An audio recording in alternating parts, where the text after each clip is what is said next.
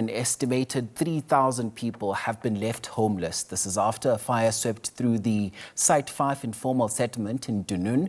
City crews from Human Settlements, from Disaster Management, Social Development as well, are busy with assessments and to assist residents.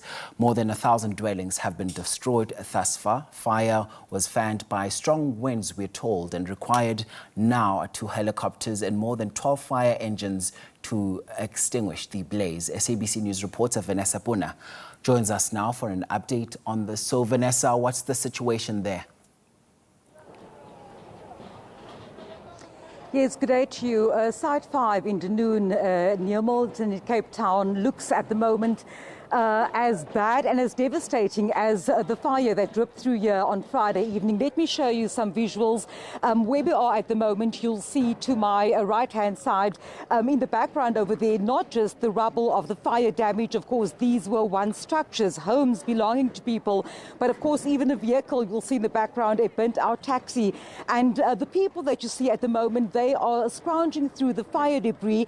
We understand that many people have been housed in the local community halls, but also that they have since Friday sought shelter with family members. We know that disaster management officials, as well as the City of Cape Town Human Settlements, have been and are on site to assess. We know that there have been requests by the officials for people not to rebuild just yet, saying that they want to be able to ensure that there are fire breaks between this densely populated informal settlement. And of course, this devastation is what we've seen after that fire ripped through this Site 5 Informal Settlement here in Dunoon. Also on the site, and who's been here since Friday, they will continue to be providing humanitarian assistance. Is the gift of the givers. I'm joined now by Mr. Ali Sablé. You've been here, Ali, since Friday when this fire started. I mean, as I can see at the moment, there are people that are trying desperately to rebuild, but we understand that rebuilding at this stage is not safe. Explain to us what your communication has been with the officials, and also what the situation is currently as the sun beats down on Dunoon. Most definitely, Vanessa. As far as your eye can see, total devastation. We were on site 10:30 on Friday morning, and we saw the extent of the fire. And when the strong winds came, it's the first time in our history working in informal settlement fires, we saw that 2 choppers were deployed to bomb the water around the informal settlement. The fire was put out around about 6:30 to 7, and when we got on site, we could see it was complete devastation. The area was definitely condemned.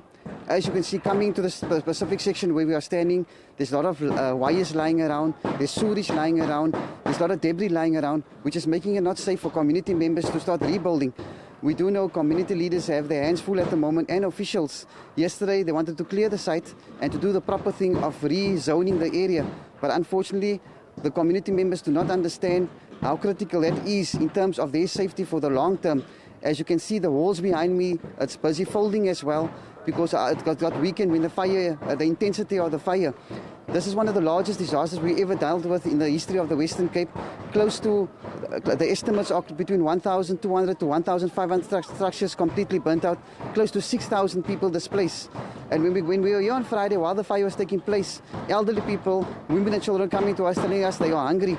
Immediately we activated supper for the evening, where we fed over 3,500 people, and our humanitarian response is ongoing. Ali, you mentioned the wall just now. I wonder if I can just ask my colleague Joshua Sharrock to show you what Ali Sablé from the Gift of the Givers is talking about. This, of course, is an area that, according to the Gift of the Givers, has been condemned. We understand that bulldozers tried to come in yesterday from the authorities to clear this area for reblocking, but already we see that people, I suppose, Ali, out of desperation at the moment, are trying to rebuild with fire debris. And I mean, in the past we've heard that it's not safe to use fire-damaged materials to rebuild their homes. Ali, if I can just ask you, you have concerns about the safety of this rebuilding with this fire debris.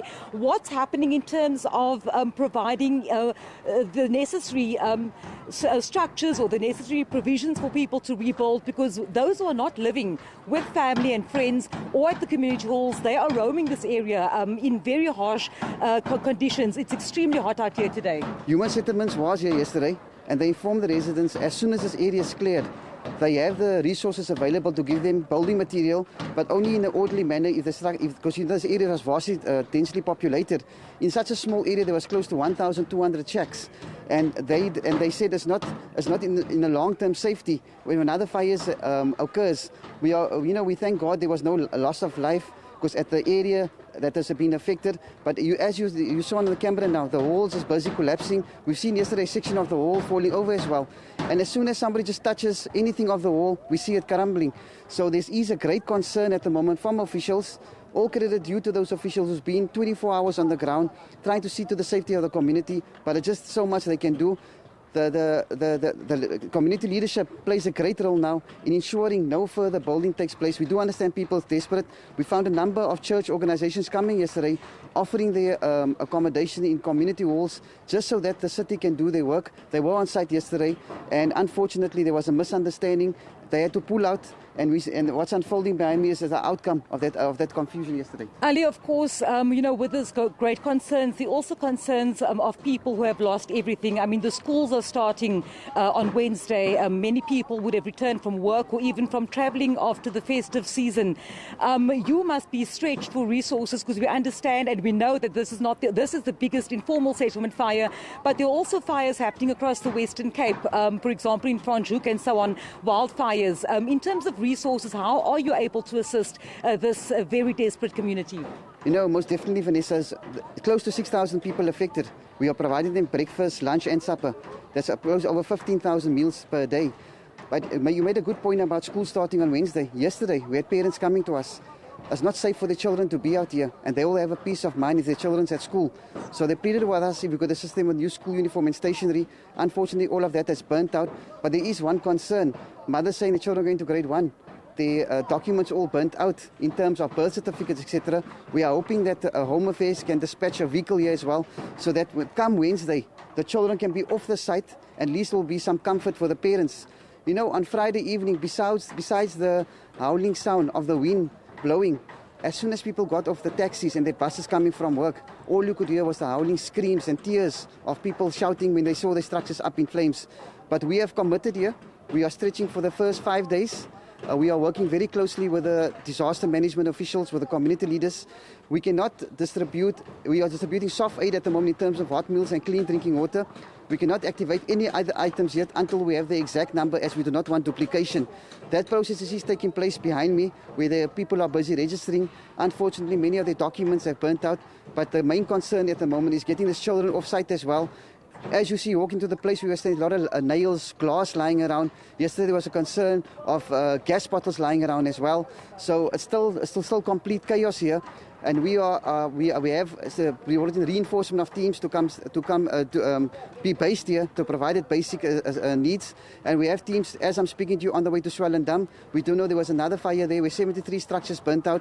We have a team deployed to Mosselbaai area as well. In Nyasna, where there are water tankers, and in Zawa, where our water tankers is working. And we deployed a team in Kucha as well, where our water bombers are currently putting out flyers in that section as well. Ali, a rough summer for you. Of course, busy this time of year with veld fires and also informal settlement fires like this one. Of course, just giving us an update there is Ali Sablé from the Gift of the Givers. He says, the worst fire, informal settlement fire in the Western Cape that can be recalled, and some real concerns here on the ground is that people are rebuilding in this area, which is unsafe at the moment. And of course, we will get to speak to some community leaders a little later on in terms of how they will encourage people to make sure that this area does not become as densely built up as it was before the fire, giving those officials then the chance to make sure that fire breaks are put in before this informal settlement is rebuilt completely.